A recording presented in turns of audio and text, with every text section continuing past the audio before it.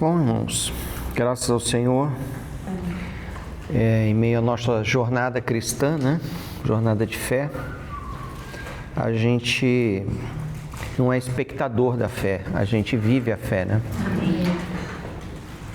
Chega esse momento, né, de sábado, momento da gente, na comunhão, receber mais do Senhor para continuar a jornada, né? Aquela parada no posto de gasolina, onde a gente enche o tanque cheio, né? Abastece o tanque, dá uma checada no mapa, né? Para ver se a gente está indo na rota certa, se a gente está caminhando conforme o Senhor tem orientado. Então, é um momento muito especial para nós. Eu estava considerando aqui um pouco, né? Tudo converge para a palavra do Senhor. Que, como eu falei para os irmãos, nós não somos espectadores dessa história, né? História de Abel, história de Noé, história de Enoque, história de Abraão. Nós fazemos parte dessa história, né? Porque ao longo de todas as eras, o Senhor teve pessoas que viveram pela fé. Abel na época dele, Enoque na época dele, Noé na época dele e sucessivamente. O Senhor sempre teve pessoas que acreditaram na sua palavra, que confiaram no Senhor, que depositaram a sua confiança no Senhor. Nós somos aqueles da nossa era. Então, a gente está seguindo os caminhos que os nossos irmãos do passado seguiram, de entregar a sua vida e confiar no Senhor. Então, hoje aqui, quando a gente se agrupa, é que coletivamente, né, a gente possa se ajudar e a gente possa receber do Senhor aquilo que os nossos irmãos do passado receberam, que é a orientação. Sabe que o Senhor falou com a família lá, né? Adão e Eva, falou com Abel, falou com Enoque, falou com Noé. O Senhor falou com eles. Ninguém se move na direção que eles se moveram sem que Deus tivesse falado com eles. Acredito que o mesmo aconteça conosco, né? Jamais estaria aqui se o Senhor não tivesse me chamado, e acredito que todos os irmãos, nós não nascemos salvos. Um dia nós recebemos o mesmo chamado que os nossos irmãos do passado receberam. Ouviram a mesma palavra de fé e a direção, né, que mostra que nós precisamos de Deus, que nós precisamos de um sacrifício. E graças ao Senhor nós já temos o sacrifício, né? Hoje esse sacrifício eterno foi feito por nós. E nós caminhamos nessa fé, porque cremos nas suas promessas. Eu fico olhando, né, entre dois pêndulos, né, dois pontos de um pêndulo.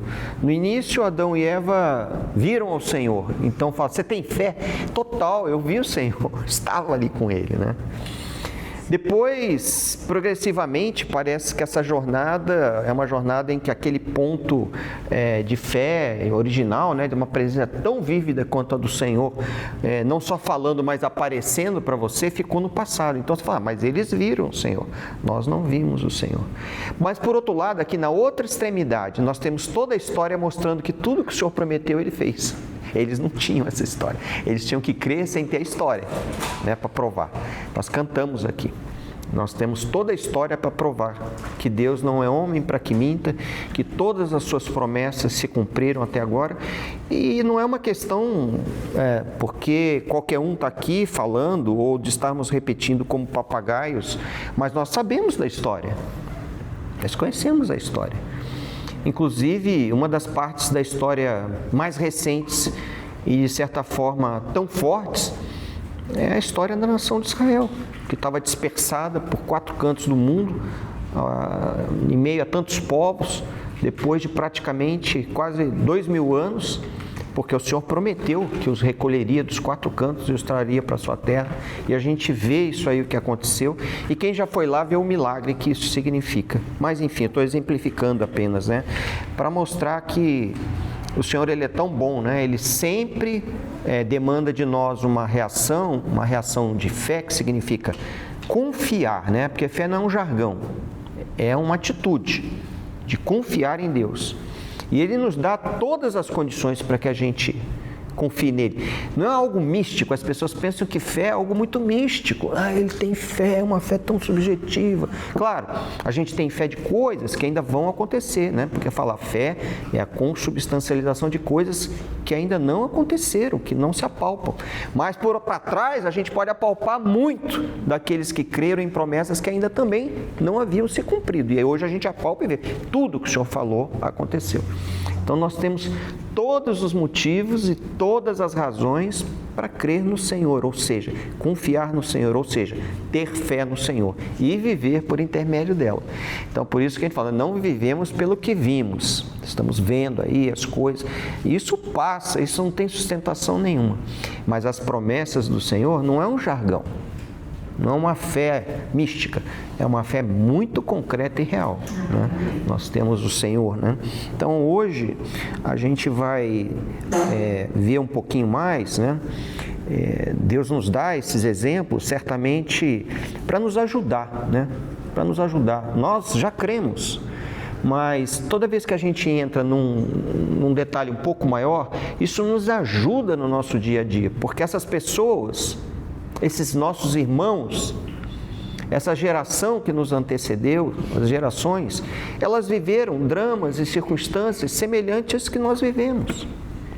Eles tinham família, tinham filhos, tinham casa, tinham bens, né? Viviam num lugar, em meio a sociedades, assim como nós. Então, quando a gente olha os exemplos, né, isso nos ajuda, porque em diversos momentos da nossa vida, nós passamos por experiências como eles passaram. Então, ao olhar o comportamento que tiveram, isso serve de baliza para a gente, né? Para a gente olhar e falar, puxa, isso faz parte da vida, isso faz parte daqueles que creem, isso faz parte da jornada daqueles que caminham com o Senhor.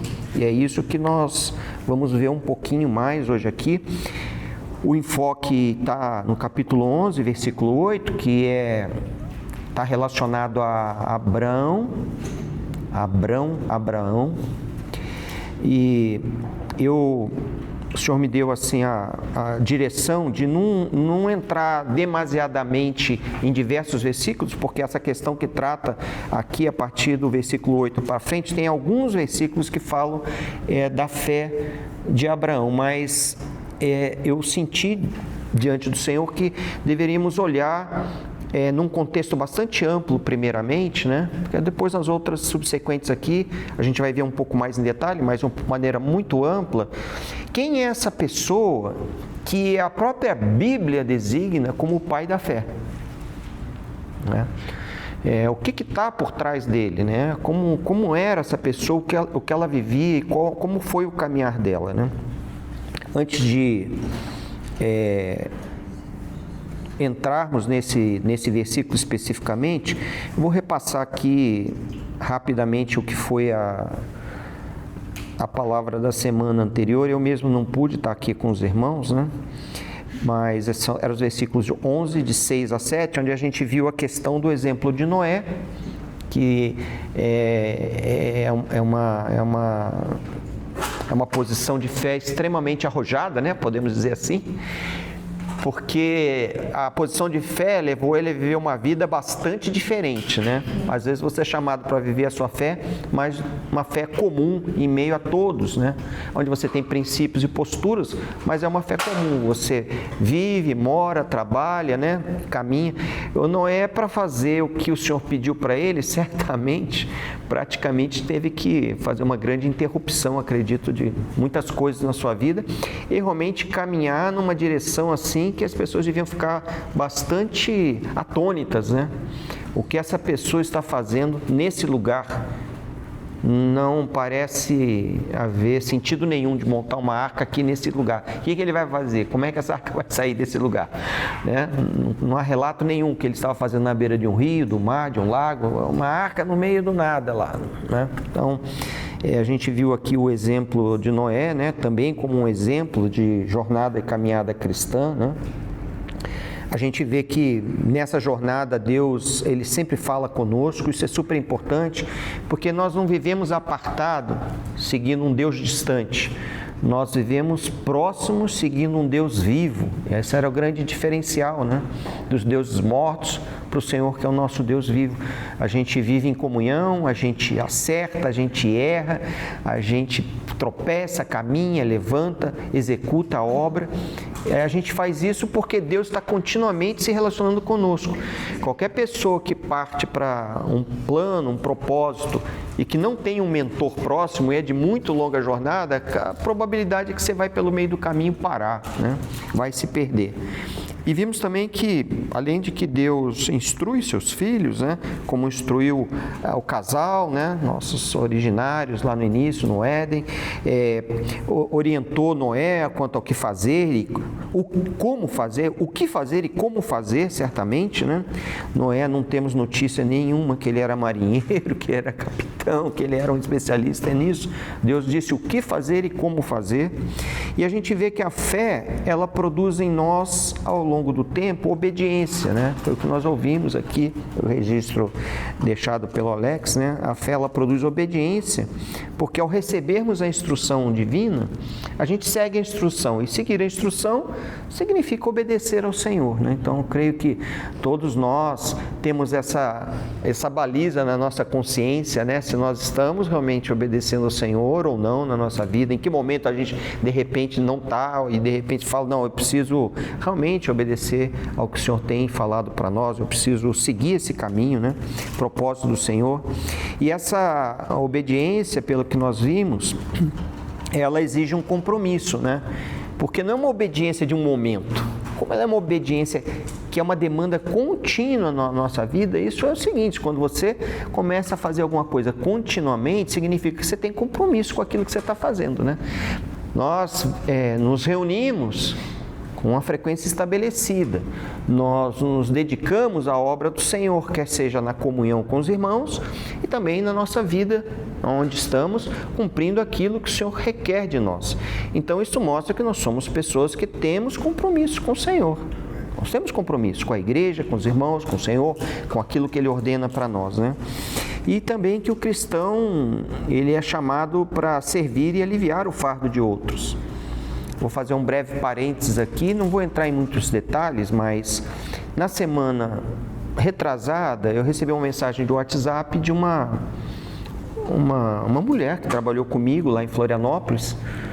E ela falou: Marcelo, eu precisava falar contigo. Poxa, já fazem 8 anos que eu saí de lá, né? Era uma pessoa que eu conhecia bastante, era uma pessoa que eu era gerente dela lá na época. Eu falei: tá bom, muito bom. Até ouvi uma pessoa que você, há 8 anos atrás, né, teve um relacionamento profissional.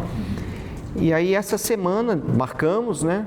E eu, inclusive, olhei a agenda, estava já chegando o fim de semana agora. Falei: puxa, eu me comprometi, eu desmarquei um compromisso que eu tinha com um cliente.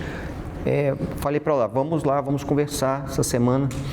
Foi quarta-feira, marquei 16 horas para conversar com ela. Nós falamos até às 18h20. Ela falou desse tempo todo, eu acho que eu falei 20 minutos, mas ela precisava falar. E, enfim, ela estava precisando de ajuda. E ela era uma funcionária, uma pessoa comum como todos nós, né? Trabalhamos, ganhamos lá nosso salarinho contado. Ela era uma pessoa da área de educação, né? E ela me falou: Marcelo, depois que você saiu, eu também saí da empresa. Você conheceu meu marido? Sim, conheci. Nós trabalhamos muito e despontamos. Hoje a nossa empresa fatura 40 milhões por ano. Nós tiramos o Prolabore entre eu e meu marido 60, eu 40 mil por mês. E a gente tem uma vida muito boa do ponto de vista financeiro, mudou totalmente. Eu a conheci, ela morava num apartamentinho do tipo daqueles BNH, né, pequenininho, tudo pequenininho e tal. Eu falei: puxa, impressionante isso. Mas eu sabia que ela tinha um grande potencial, né? E aí ela me falou: pois é, e você sabe que quanto mais dinheiro a gente tem, mais pessoas se aproximam da gente. Então, eu te procurei e teria muitas pessoas a quem eu poderia, inclusive que está no meu convívio agora, né? Falar, perguntar. Mas acontece que por 2 noites eu tive um sonho com a Fernanda, ela conheceu a Fernanda, e Deus me falava: liga para ele. E ela ligou para mim, marcamos e conversamos, né? Então a gente está sempre a serviço do Senhor. E a gente tem que estar sempre pronto, né? A gente não pode viver esculachado, porque nessa hora você vai falar o quê? Eu não falei 20 minutos porque eu não tinha o que falar, mas porque eu precisava ouvir primeiro para entender, né? E depois eu senti do Senhor que tinha uma direção muito clara para dar para ela. Mas essa questão foi abordada pelo Alex, né? Ele falou que o cristão é chamado a servir e aliviar o fardo dos outros. Então, além da gente cumprir o papel como Noé cumpriu, que salvou a si e sua família, mas ele construiu uma arca que pôde salvar e estava aberta a salvação de todo aquele que cumprisse a vontade do Senhor, poderia entrar naquela arca e passar por aquela experiência. Então, a fé que nós temos não é uma fé só para nós.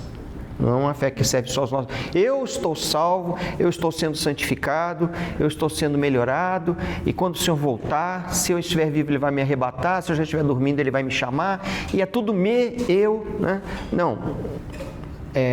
As nossas atitudes são testemunhos nessa terra daquilo pelo qual nós vivemos, e ainda que às vezes a gente nem imagine, 8 anos depois uma pessoa vai falar: o Senhor me mandou ligar para você, né?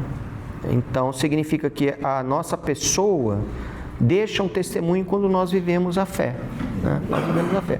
A pessoa pode não falar nada, mas Deus fala aos corações, né? E ele também falou sobre a pregação e o testemunho, né? Que enquanto constrói a arca, né? E também nós, enquanto vivemos, primeiro, como acho que semana retrasada, o Claudião falou, o irmão que falou, o nosso testemunho também é uma pregação, né? É algo que também mostra para as pessoas algo diferente, porque essa pessoa vive um curso diferente desse mundo. Ela está nesse mundo, mas ela tem uma atitude diferente, um comportamento diferente, e quando você se aproxima dela, você vai ver pelas conversas que você tem com a pessoa que há alguma coisa que a norteia, né, diferentemente. Então, isso é uma questão relevante na nossa vida, né, para a gente então pensar, né, mais uma vez agora, dessas experiências práticas, o que elas nos ensinam, qual o efeito que isso tem na nossa vida. A fé, ela não é vivida de maneira egoística apenas para nós, né? Tudo aquilo que fazemos deixa um sinal por onde passamos. E aí, é claro, se o teu sinal é carnal, se o teu sinal não indica que você vive pela fé, se as suas atitudes não são ponderadas, não são equilibradas, se o teu falar não tem o sal e o tempero certo, a impressão não é boa e provavelmente ninguém vai pedir aconselhamento para você. E é o que ela me falou: olha, eu tinha talvez aqui no meu hall de relacionamentos dezenas de pessoas a quem eu poderia ter perguntado, me aberto, mas Deus me falou: procura e fala com o Marcelo, né? E eu falei para ela: puxa, me impressiona bastante e eu recebo com muita gratidão poder te ajudar, porque para mim pensava lá na minha cabeça, né? Puxa, é sinal que de alguma forma eu não fui infiel ao Senhor nos tempos que no passado, né, eu passei pelas jornadas, e hoje, mais do que ter deixado um testemunho, eu posso ajudar uma pessoa, né? Então, o Alex nos deixou aqui questões de aplicação prática, né? Como é que nós estamos usando o nosso tempo, né? Que a gente obviamente partilha o nosso tempo com muitas coisas, e também dedicamos o tempo, em alguns momentos, integralmente ao Senhor, como quando estamos aqui. E quando não estamos aqui, estamos trabalhando, vivendo a nossa família, não significa que a gente não esteja dedicando tempo ao Senhor. Pelo contrário, nós estamos dedicando o tempo, que é aquele tempo de dar testemunho, né? Pelas nossas obras, pelas nossas atitudes, pelo nosso comportamento, pelo nosso falar. Ou seja, no final das contas, invariavelmente, a menos que vivamos na carne, ou deixemos muito tempo para a carne, a gente está vivendo bastante para o Senhor e dedicando a nossa vida para Ele, consagrando dia a dia a nossa vida, né? Estamos priorizando a obra de Deus, e eu tenho essa percepção comigo, né? Porque na nossa mente, dia a dia, a todo momento, a gente está sempre com aquela bússolazinha na nossa cabeça que nos dá esse indicativo, né? Que você está caminhando com Deus. Isso se traduz em confiança, segurança, paz, né? Longanimidade, todos aqueles atributos da fé. E quando a gente começa a perceber que não tem, está faltando, isso incomoda, e a gente sabe: puxa, então eu tenho que fazer uma parada estratégica aqui para reorientar o meu caminhar, né? temos servido, né, naquilo que o Senhor demanda de cada um de nós. Davi hoje nos servindo aí com o violão, né, os irmãos com a voz, os outros cuidando das crianças que no futuro serão servos e servas do Senhor. Todos nós estamos servindo o Senhor em tudo aquilo que fazemos, porque nós vivemos para o Senhor. Então sabemos que a nossa vida está direcionada para que os nossos frutos, os nossos esforços, as nossas ações conduzam e concorram para os objetivos do Senhor, né? Muitas vezes a gente renuncia a projetos pessoais para cumprir chamado do Senhor. Isso acontece muitas vezes na vida de pessoas que amam o Senhor. São às vezes chamados para você mudar de país, mudar de cidade, mudar o tempo que você tem para disponibilizar para o Senhor, e muitas vezes Deus nos dá a graça para dizer: não, eu não vou vender o meu tempo que eu estou tirando do Senhor, eu não vou me afastar da onde a comunidade do Senhor está, eu não vou abandonar a obra que o Senhor confiou a mim para viver outras realidades. Então a gente tem esse compromisso, né, e muitas vezes faz a renúncia, né? Então esses eram os pontos principais que a gente viu até então. E aí nos aproximamos agora, né, da leitura de Hebreus capítulo 11, versículo 8, que eu vou ler aqui para os irmãos. Eu vou ler nas duas versões, porque acho que a maior parte de nós tem a ARA, mas eu gosto muito também de ler a ACF. E a ACF começa falando assim, os irmãos podem acompanhar, né? Pela fé, Abraão, sendo chamado... Tem muito ensino nesse versículo aqui, mas vamos lá. Sendo chamado, obedeceu, indo para um lugar que havia de receber por herança, e saiu, sem saber para onde ia. Já é um início, né? Eu não saio de casa sem saber para onde eu vou. Muitas vezes não saio nem sabendo para onde vou, sem colocar no GPS para saber como vou, né? Então aqui ele saiu sem saber para onde ia exatamente, ainda que sabia que era para uma região, mas sem saber para onde ia. E a versão ARA fala mais ou menos a mesma coisa, né? Pela fé, Abraão, quando chamado, obedeceu a fim. Ou seja, ao invés de indo para, a fim, o mesmo significado, né? De ir para um lugar que devia receber por herança. Então, entre o havia e o devia, né? Havia de receber, e o devia, algo parece que tem um compromisso maior. Você deve receber isso aí, não é? Pode ser que você receba. Havia de receber por herança. E partiu, sem saber aonde ia. Bom, acho que esse versículo aqui nos diz já muito, né? Da atitude. E nós vamos explorar isso aqui um pouquinho melhor, né? Agora, isso tem um paralelo, porque isso aqui é um comentário do autor do livro de Hebreus, reportando a um fato que estava lá em Gênesis. Então, eu vou ler aqui para os irmãos, Gênesis capítulo 11, versículo 31, que relata essa saída, né? Que fala, capítulo 11, versículo 31, que fala: e tomou Terá a Abrão seu filho, ou seja, Terá era o pai. Ele chama ele junto com Abraão, seu filho. Eu vou mostrar depois aqui um desenho para os irmãos, mas vamos lá. Seu filho, e a Ló, filho de Arã, filha de seu filho. Então Ló era sobrinho de Abraão, neto de Terá.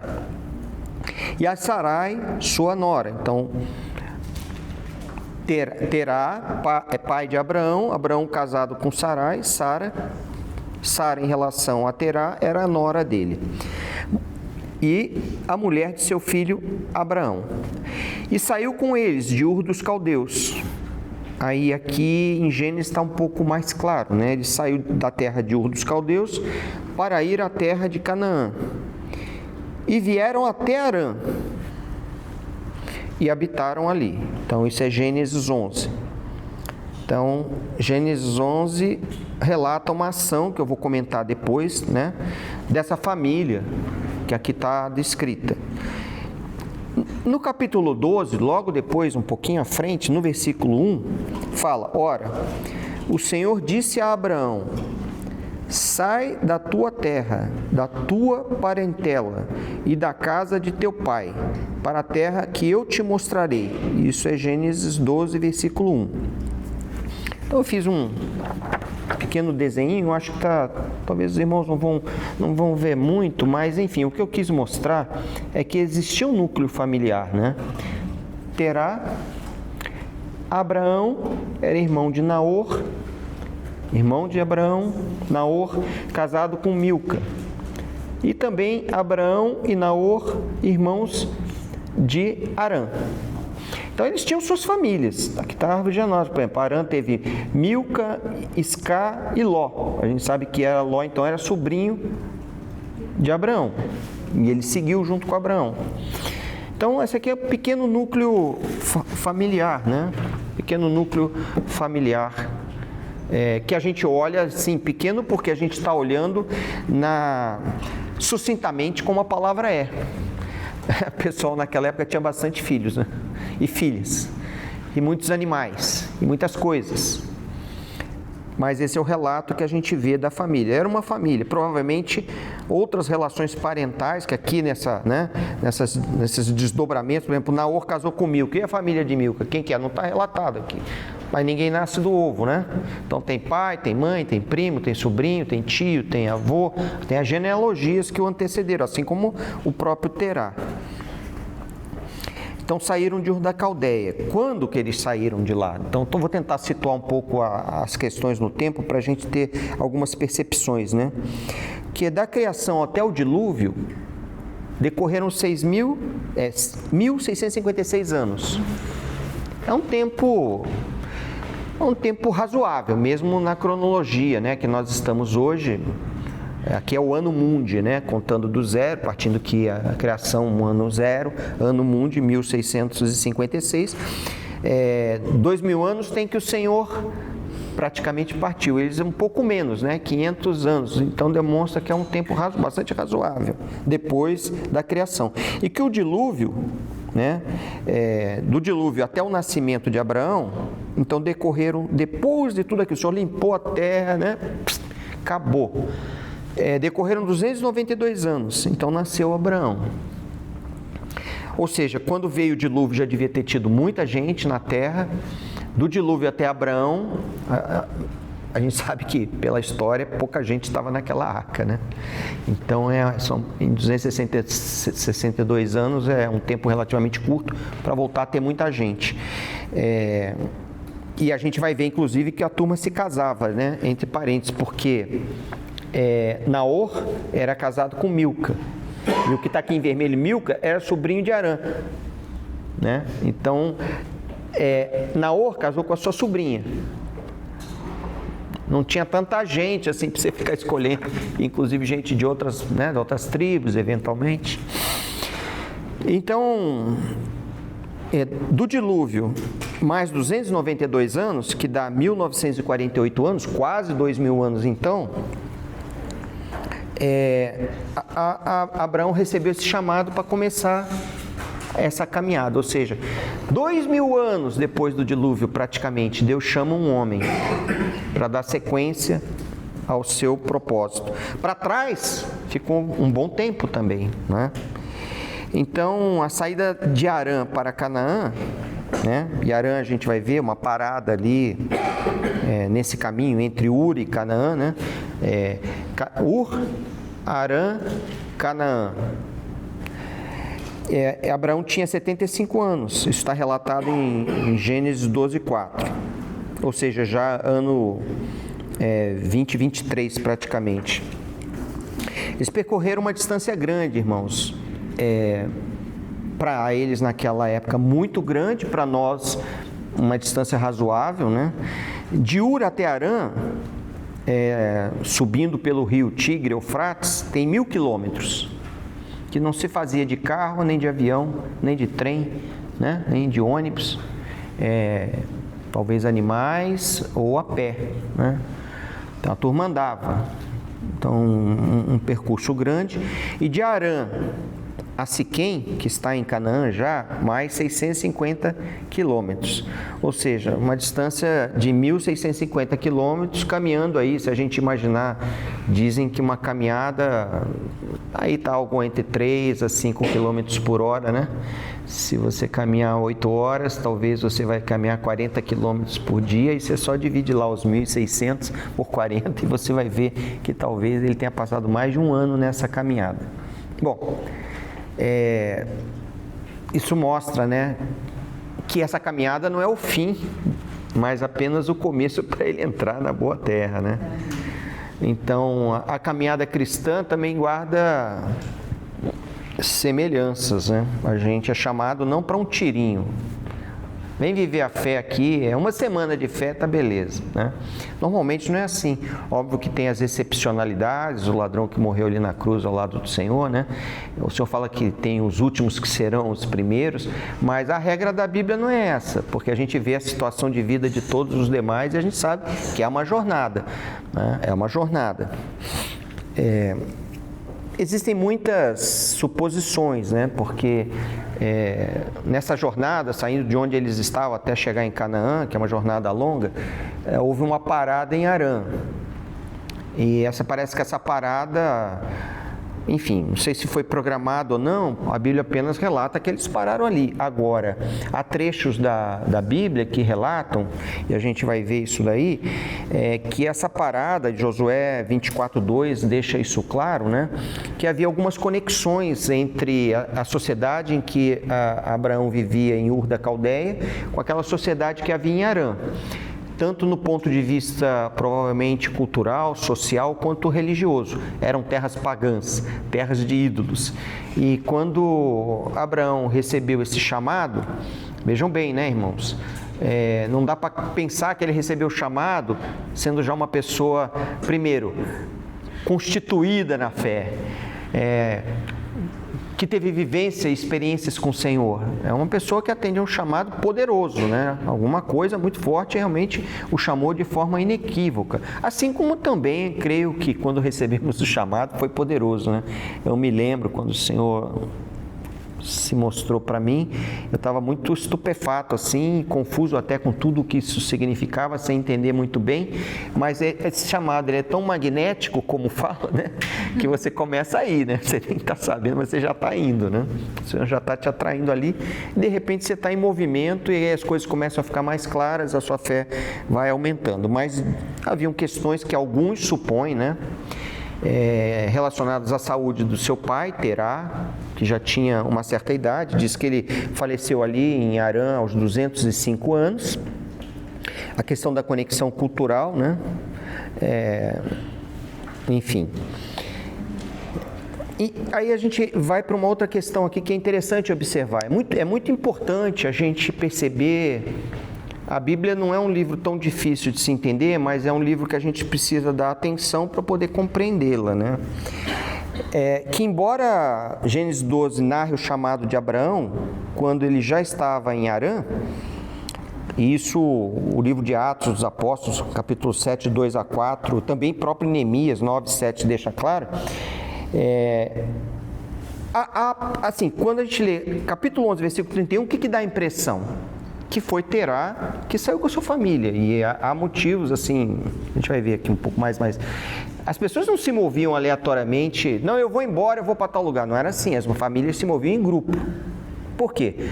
O grupo era a segurança, era a tribo, era o clã. Você não está numa sociedade totalmente civilizada como nós vivemos, né? Então, o fato da família viver em clã significa proteção, significa sustento, significa amparo. Tanto é que eles casavam muito entre si. Quando você recebe um chamado e vai sozinho, você fala, nossa, mas é uma coisa um pouco diferente, né? Então aqui há implicações nessa questão, né? Quando fala e Terá, porque o versículo é muito forte, né? Que fala, vamos ler lá de novo, eu estou com o versículo aqui, só para os irmãos terem a percepção aqui, né? E tomou Terá a Abraão, seu filho. Você percebe a ação? A ação em Gênesis 11, 31 é que o pai tomou o filho. É como se ele tivesse recebido o chamado. Tomou Terá a Abraão, seu filho, e a Ló, filho de Arã, filha do seu filho. Ele tomou as pessoas e falou: nós vamos. E logo depois a gente vê Abraão receber o chamado do Senhor, né?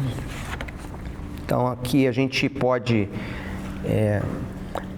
Eu não gosto pessoalmente de falar o que a Bíblia não fala, mas tem coisas que são bastante implícitas, então a gente pode imaginar, sem muita chance de errar, sem querer com isso constituir nenhum tipo de teologia.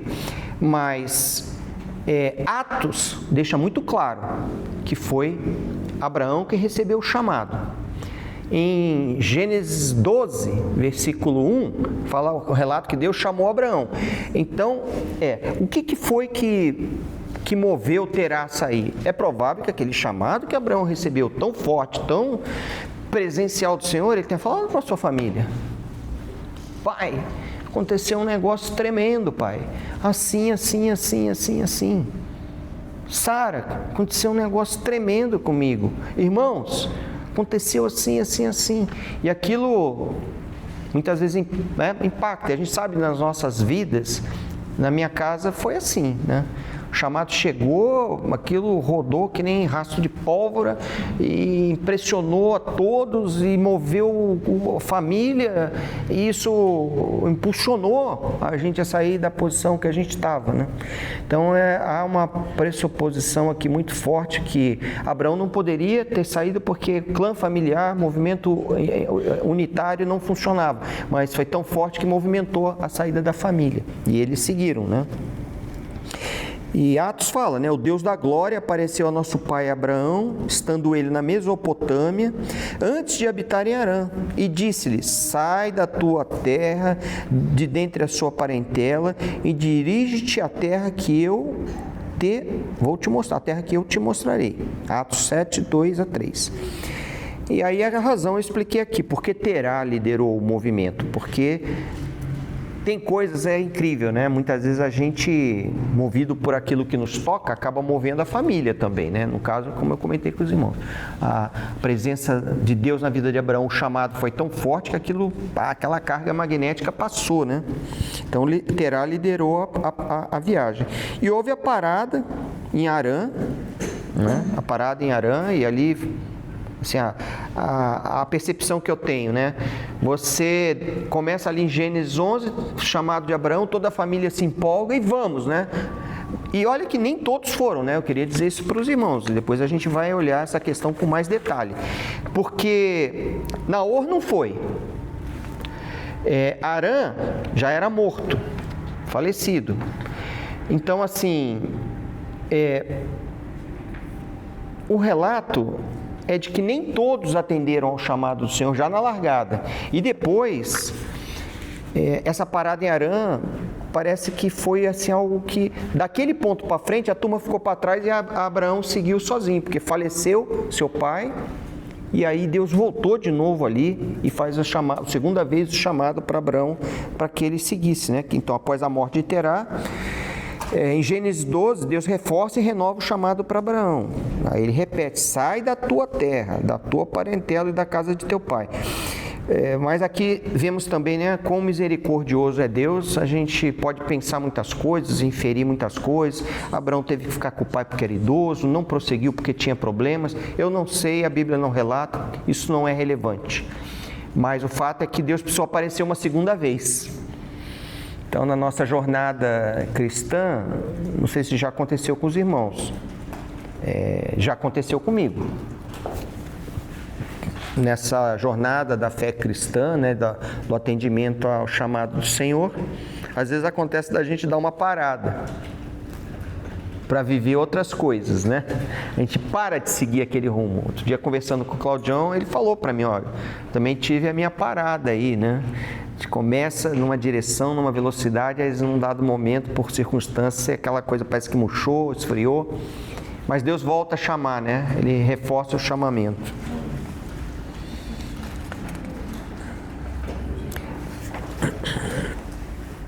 E então a gente olha aqui uma questão que eu quero fazer algumas observações e ponderações com os irmãos, que é assim, né? O chamado invariavelmente começa com uma pessoa.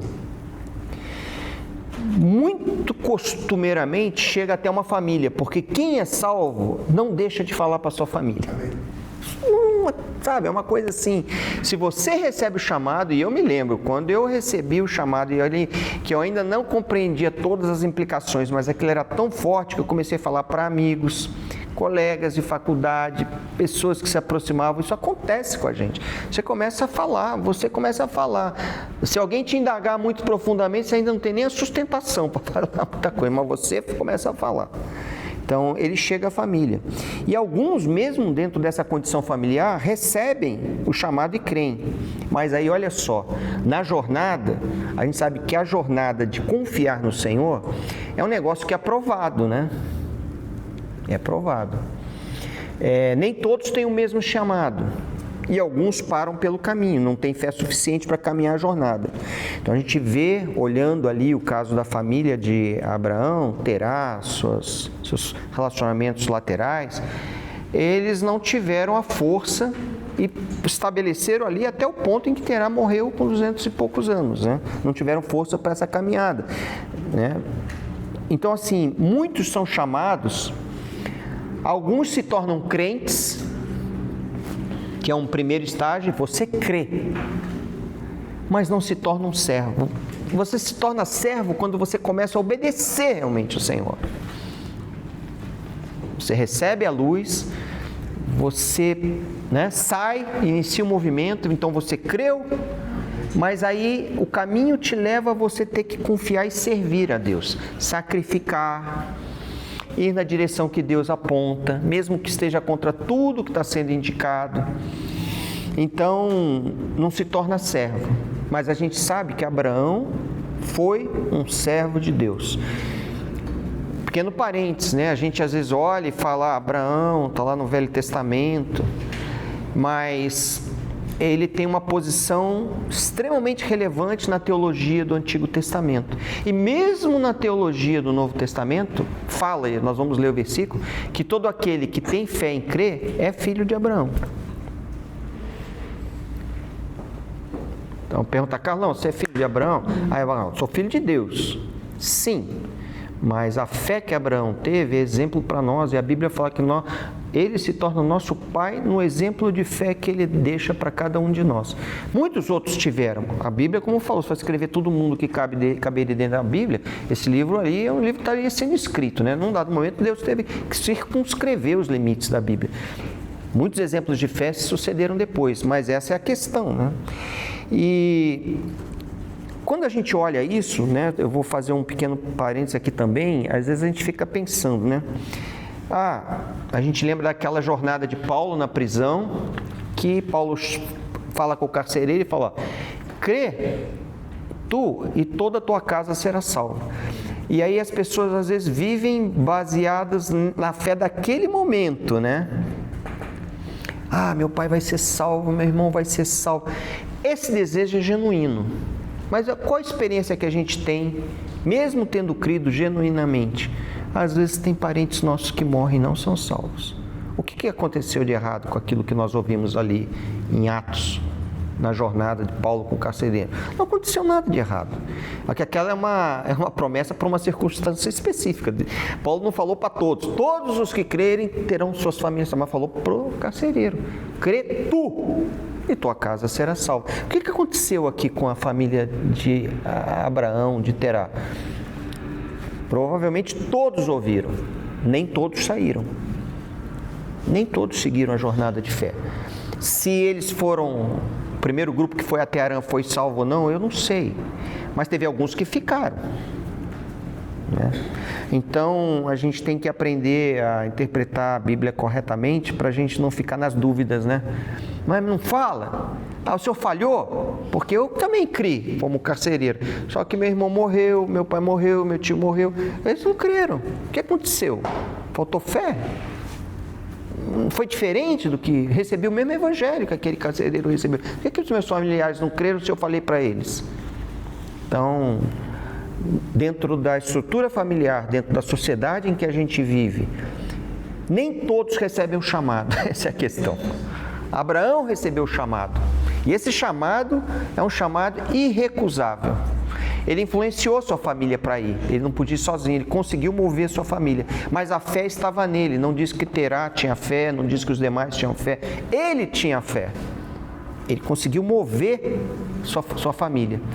Mas a família provavelmente não havia recebido. Obviamente a Bíblia não relata que a família recebeu diretamente de Deus, né? Então a gente olha para Abraão e vê que ele é apresentado, ele é introduzido como um modelo supremo, porque ele vai tomar atitudes que nós vamos ver mais adiante. Eu não vou entrar, mas todos aqui conhecem as atitudes de Abraão em várias circunstâncias, que o colocam realmente numa condição de uma pessoa que viveu a plenitude da fé, que significa viveu a plenitude de confiar no Senhor, né? O Senhor deu a fé para ele e ele devolveu a fé em atitude, nos diversos momentos que foi requerido dele, com o seu filho, com a sua esposa, a questão do nascimento, né, de poder gerar, depois de o menino, a questão de entrar na terra, várias circunstâncias tornam ele não um ícone. Ele não é o nosso ícone, não é o herói da fé, é apenas um irmão nosso que o Senhor deixou como exemplo, assim como muitos outros, e esse está registrado, outros não, mas para que a gente entenda essas dinâmicas, né? Tem essa questão do perigo de Harã, que eu até já falei, acho que feliz aquele que pôde passar sua jornada cristã até agora e não teve nenhuma parada em as arãs da vida aí, né? Melhor assim. Mas Deus é muito bom, mesmo quando nós, por alguma razão, estacionamos na jornada, paramos, estamos cansados, estamos desanimados. Às vezes isso não dura só uma semana, um dia, um mês. Isso às vezes vem por conta de decepções, né? de problemas, justamente muitas vezes até relacionadas à fé.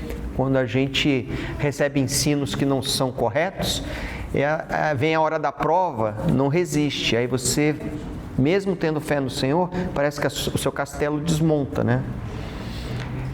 Mas Deus é muito misericordioso, Ele vem e chama para o resgate, né?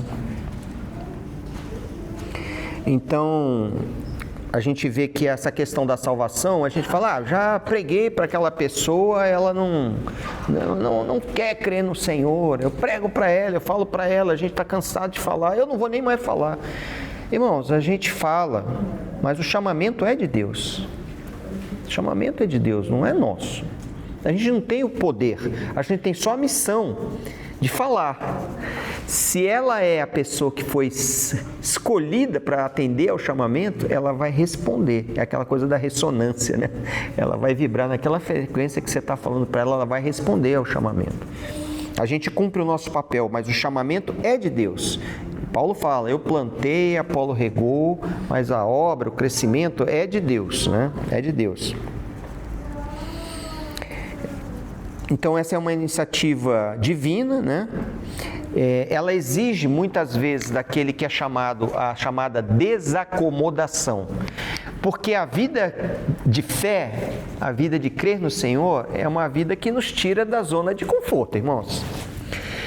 Quantas vezes eu olhava para colegas meus no trabalho e eu ali ralando, não por causa do trabalho, né, mas por questões de circunstâncias, das provações.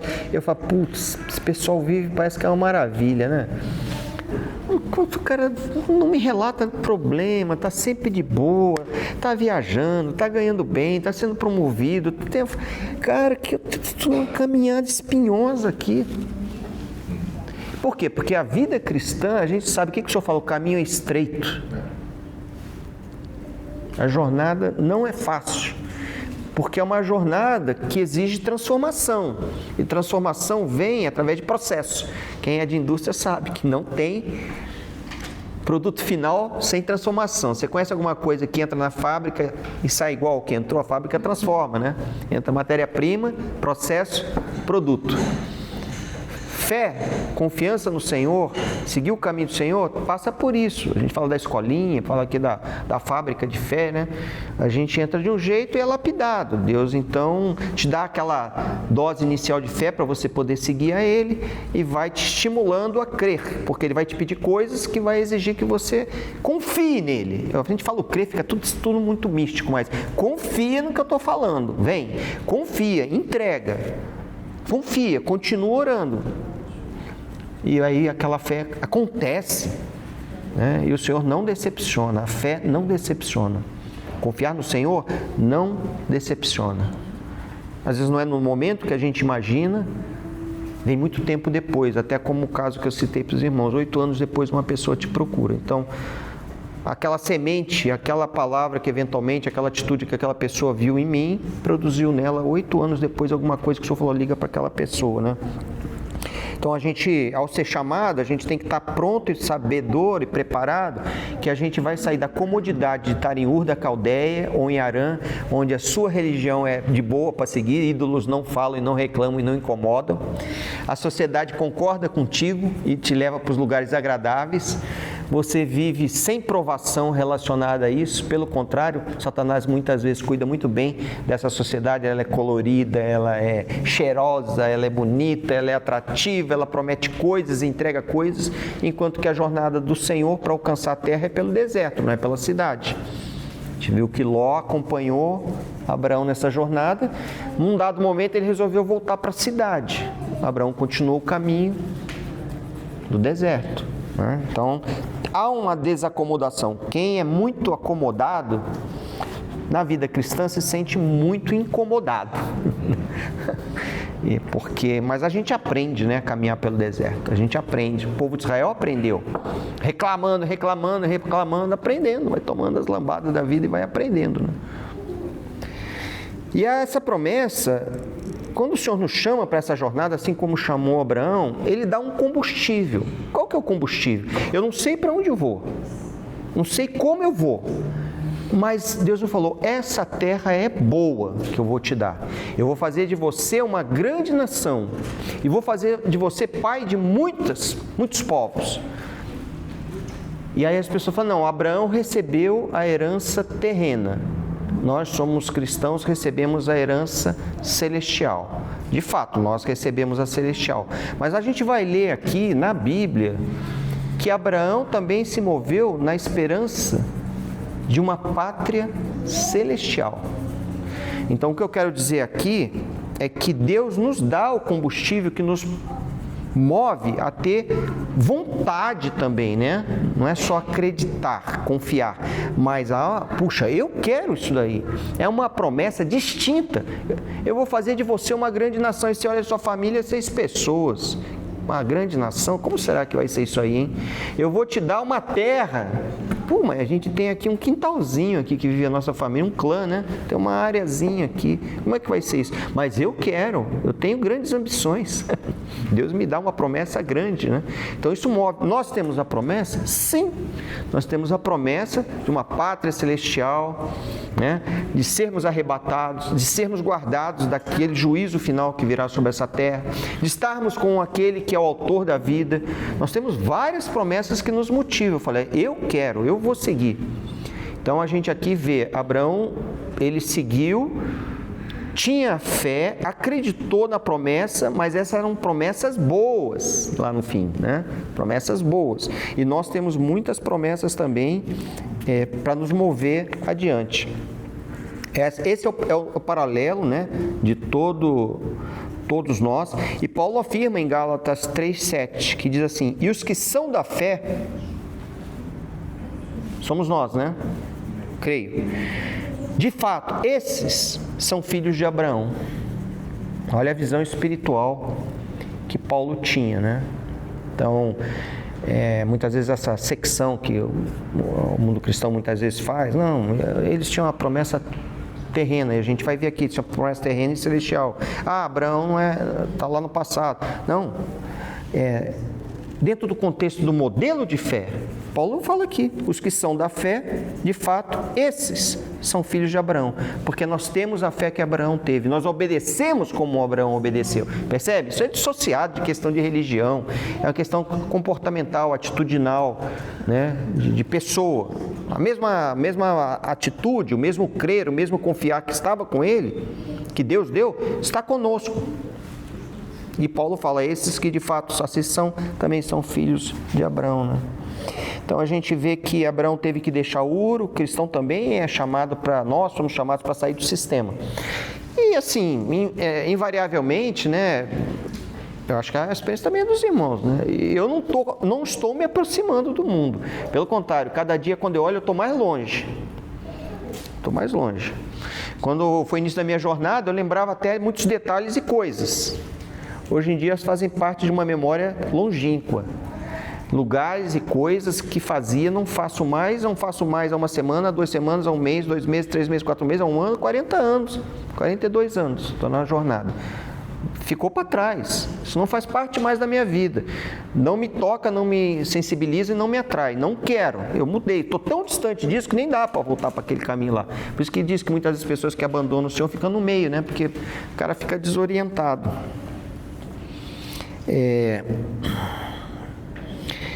E a gente caminha, né, irmãos, assim, o caminhar pela fé, que é confiar. Quando você aceita um fato, toma uma atitude que não demanda fé ou confiança, é porque aquilo está ao alcance da tua mão. Qual a confiança que eu preciso ter para pegar esse copo d'água aqui e tomar água? Está ao alcance. Está ao alcance da mão. O chamado da fé, ela está relacionada a coisas, como a gente já comentou, que a gente não vê. Ele fala, olha, você vai ser salvo, a salvação está em você? Está em você, Davi, você pode se salvar, você pode se arrebatar, você pode escolher, você não pode, cara, você está na dependência do Senhor. Então, ela tira totalmente isso da nossa capacidade, aí quando sai da nossa capacidade, aí você fala, puxa, quem está falando? Quem está falando é Deus. Confio. Isso é um ato de fé. É o suficiente e o necessário para você ser levado. Confia, o Senhor vai estar te levando. A palavra fala no Novo Testamento: estarei convosco até o final dos dias. Aquele que está nas minhas mãos jamais será arrebatado das minhas mãos. A gente crê? Sim. Porque senão a gente ia viver apavorado. Essa promessa, mas eu abro a porta aí, está chovendo canivete aí fora. Estarei convosco até a consumação dos tempos. O Senhor está caminhando conosco, o Senhor está conosco, nós estamos na relação com o Senhor. Então, mas a gente vai para o desconhecido. Nós não sabemos exatamente. Quem sabe o dia? Ninguém sabe. Quem sabe o como com precisão? A gente lê Apocalipse, tem 20 versões. A gente, quanto ao arrebatamento pré, médio, pós, está errado, está certo? Não entro nesse mérito, né? A gente sabe que o fato vai acontecer, Deus não deixou tão claro e não esclareceu. Né? A gente vê muita gente até batendo pé em posições, né?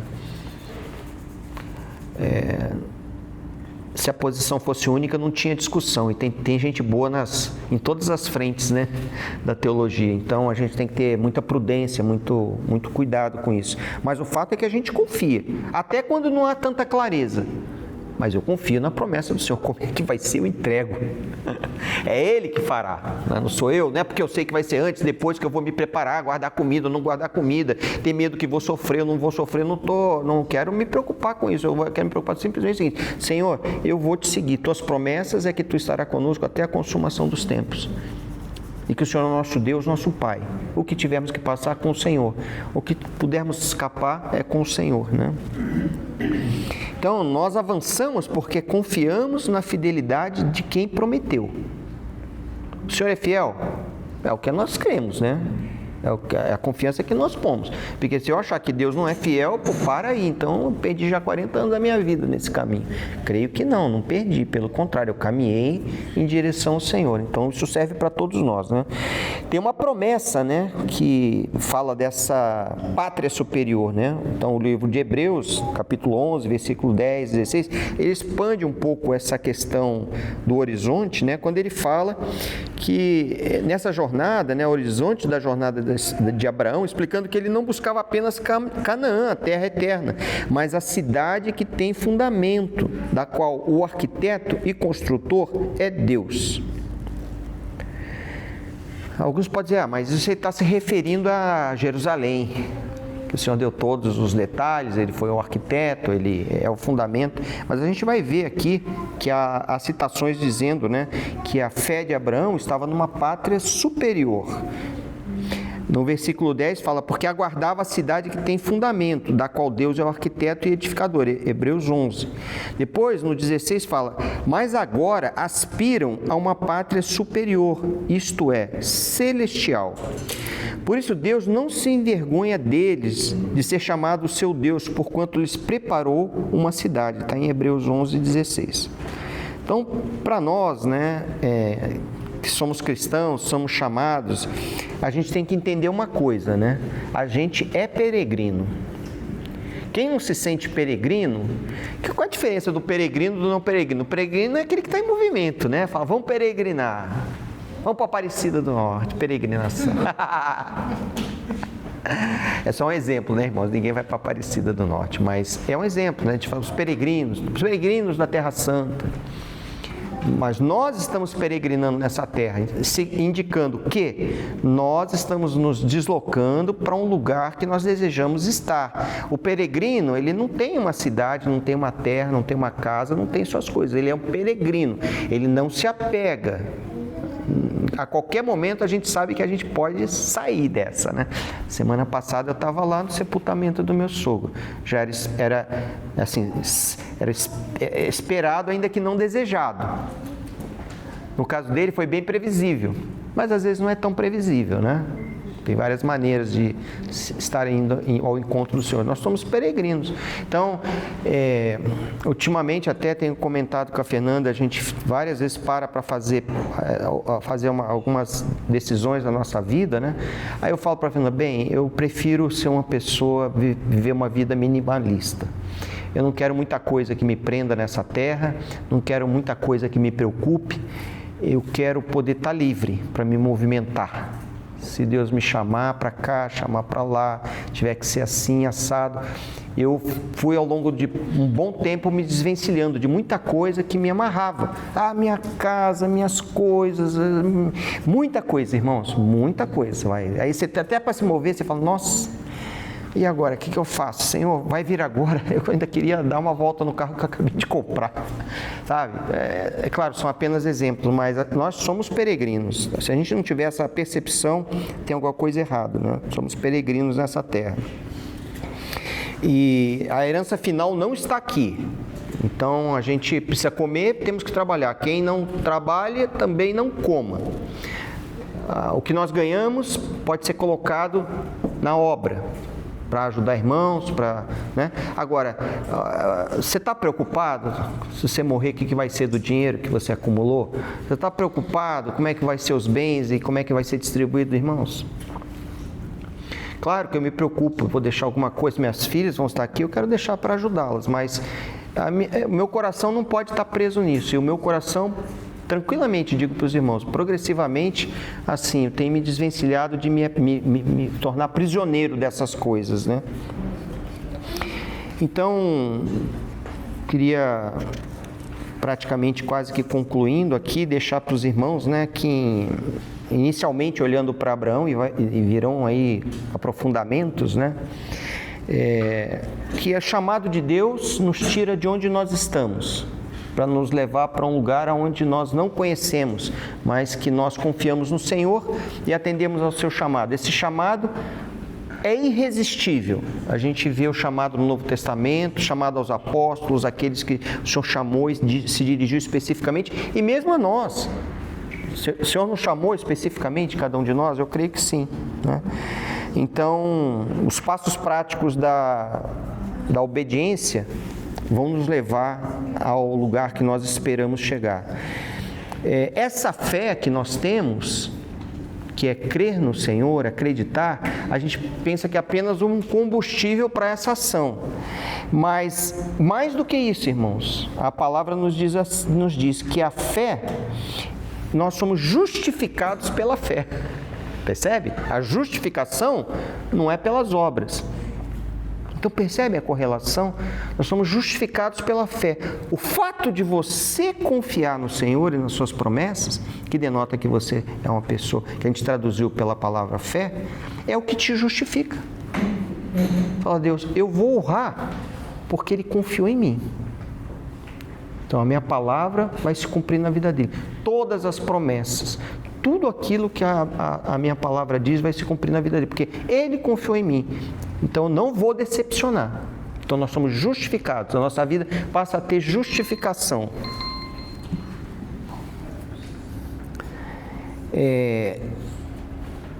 A linhagem, né, daqueles que são da fé, muitas vezes são reproduzidas, né? A fé que está em nós, Paulo fala para Timóteo, né? A fé que estava na sua avó Lóide. Essa fé, ela multiplica, né? Ela segue adiante. E a palavra que foi dada para Abraão é uma palavra que mostra isso. Ele falou, ó, farei de ti uma grande nação. O que Deus esperava? Que essa fosse uma nação de fé. Então, quando a gente tem o desejo que os nossos filhos sejam do Senhor, isso é legítimo, né? É a promessa de que nessa grande geração que vem lá de trás, quando o Senhor fala, produzirei uma grande nação, uma parte da nação é uma nação terrena que também tem fé, e parte é uma nação que somos nós, né? Estamos vivendo nessa era, que também tem fé, né? Nós estamos dentro da genealogia, né? É tão claro isso que o livro de Mateus, quando começa a relatar a genealogia de Jesus, faz questão de citar que Jesus está na linha genealógica de Abraão. Veja que aquela promessa que o Senhor fez para ele lá, farei de ti uma grande nação, não se refere apenas ao plano material. Ela chega a Jesus, aquela promessa por intermédio da família de Abraão. Então, quando você fala Jesus, ele era judeu. Judeu da linhagem da onde? Em Mateus, a genealogia de Mateus relata que o Senhor veio da linha de Abraão, né?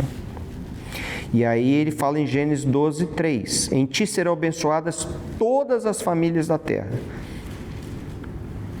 Então, quando nós somos justificados, assim como Abraão foi e todos os demais, né, nessa trajetória longa da história, passando por muitos irmãos, as pessoas também são abençoadas. Bom, irmãos, esse é o panorama geral, né? Espero que os irmãos tenham conseguido capturar esse contexto, né, da pessoa, que não é um ícone, não é um herói, não fez nada por heroísmo, não foi um heroísmo, ele respondeu a um chamado de Deus, ele acreditou no Senhor e o Senhor prometeu coisas para ele. Hoje, simplificando para nós a mesma coisa, recebemos um chamado, confiamos no Senhor e o Senhor também tem grandes promessas para nós. Uma nova pátria, uma pátria celestial, onde não tem choro, não tem dor, onde reinaremos com o Senhor, onde viveremos face a face com o Senhor, gozando da presença eterna, então. Amém. Amém.